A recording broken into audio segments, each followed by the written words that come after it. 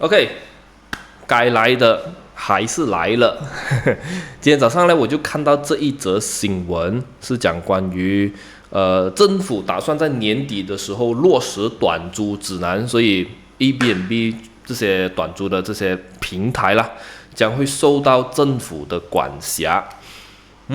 因为其实一路以来哦，我们的 Airbnb 这些活动啊，其实政府那边没有一个 official 的说明说不能够进行这个 Airbnb，除了如果你的单位是 residential title 啦，比如说 condominium，但是大部分的 service apartment，如果 JMB 没有禁止的情况下，其实很多他们是可以拿来做 Airbnb 的，所以目前的情况是这样子。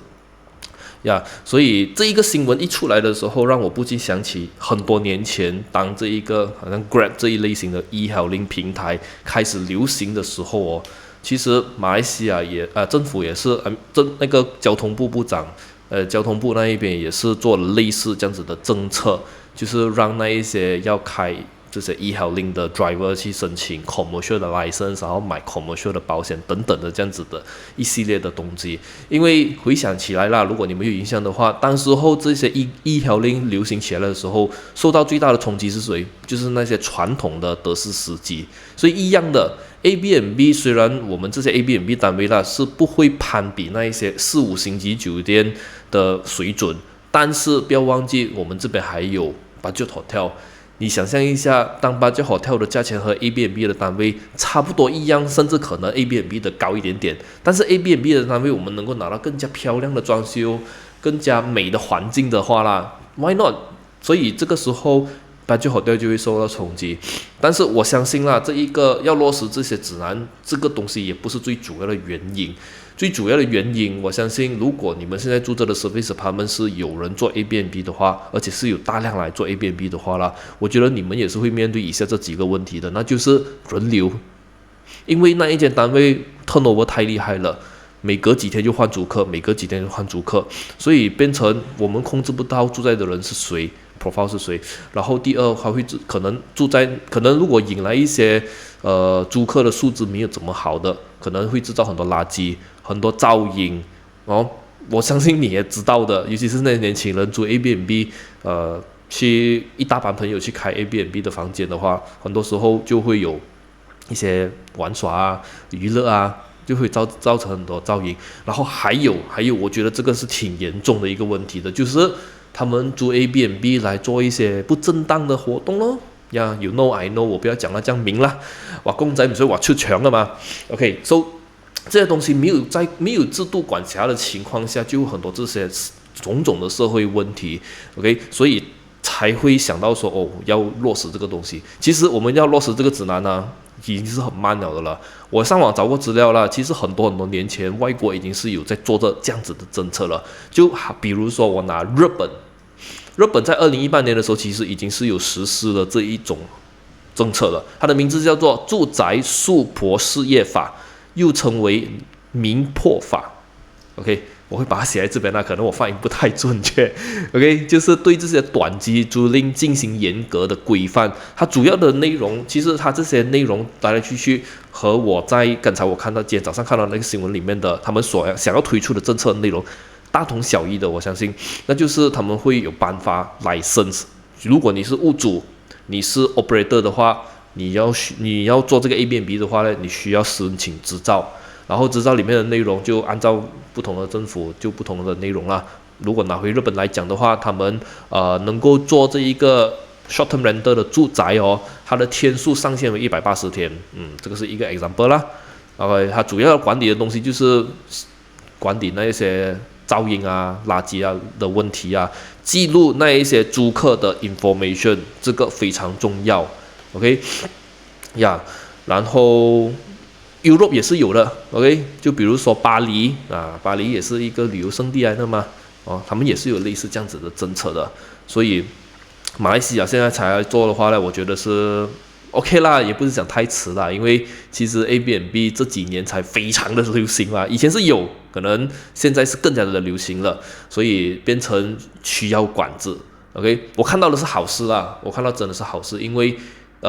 每一个行业。每一个领域，你必须要有法律，你必须要有 guideline 一些指南，才让那些业者有系统，并且是用正当的方式来营业来运作，这样子你整个领域才会变好，这样才能够保障到业者，保障到消费者。我是相信这一点的，所以也就是因为这样，就必须要实施这一些政策。OK，如果是讲回我们这一边，刚才我讲了那几个问题嘛，其实还有一个挺严重的问题的，那就是尤其是在吉隆坡市中心啦，你 imagine 一下，如果每一间那一个 condo 里面几乎全部的单位都拿来做成 Airbnb 的话，这样还有哪一些单位能够拿来做 long term rental 呢？对不对？不要忘记。还是有 long term rental 的需求的。我就拿一个 example 啦，这个也是我在去年尾的时候我才 realize 到，原来有这样子的问题了的。那就是在 Fahrenheit 88 Mall 楼上，其实有一座 apartment 叫做 KL Plaza 的。在很多年前，尤其是在疫情前哦，那时候我还有帮一位业主处理他的那一个出租的单位。那个时候其实还有蛮多间，是很多间啊，是要拿来出租的，价钱 OK 啦，因为在 Pavilion 隔壁嘛。然后一直到去年尾的时候，我那一位屋主的那一个租客他的租约 expired 了，到期了，所以就搬走了。然后我又回去收屋子，然后再找新的租客咯。让我惊讶的是，在 iProperty 上面平台啊，你们找不到任何一间要拿来做 long term rental 的那个 listing， 找不到，真的找不到。它可能有几个原因，就是occupancy 很满了。旧的租客一搬走，新的租客就进来 ，OK， 这个也是有可能，然后所以导致没有机会放上那些平台，然后还有另外一个可能性也是被我证实到了的，就是我是通过那一边的 maintenance guy 了解到，真的那边非常多单位做成 Airbnb， 因为地点太好了 ，OK， 这样假设啦，这一个 KL Plaza apartment 真的是全部拿来做 Airbnb， 如果我是租客，我要去租那边长租的，1年或以上的，这样我是会不会被那些现在还要做 long term rental 的屋主砍价钱呢？价钱那个租金一定开得很高的吧，对不对？因为你 supply 少了 ，OK，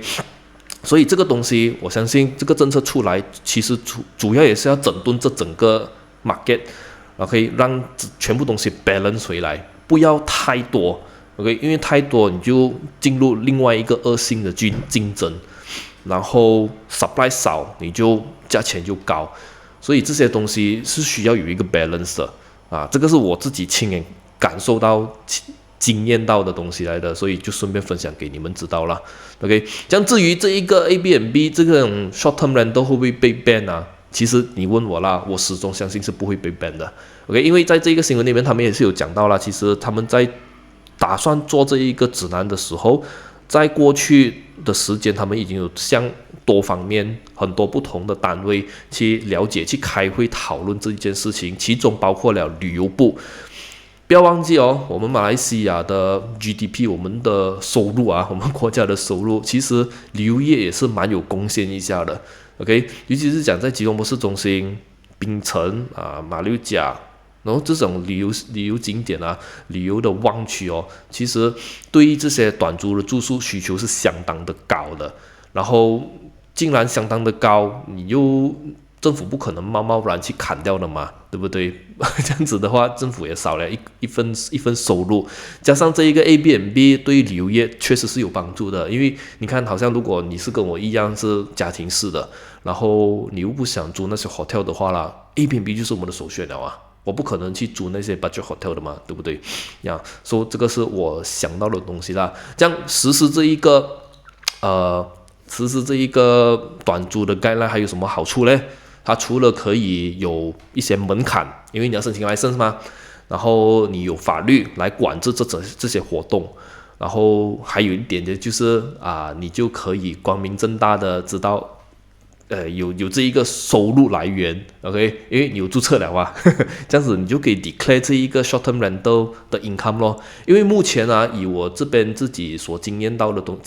西，就是如果你没有注册一间公司，你是以个人名义拥有这一个 Airbnb 的单位的话啦，你的租金就是每一个月 operator 这样进给你，是你有 statement， 但是你会去报税没有？所以这个是一点啦。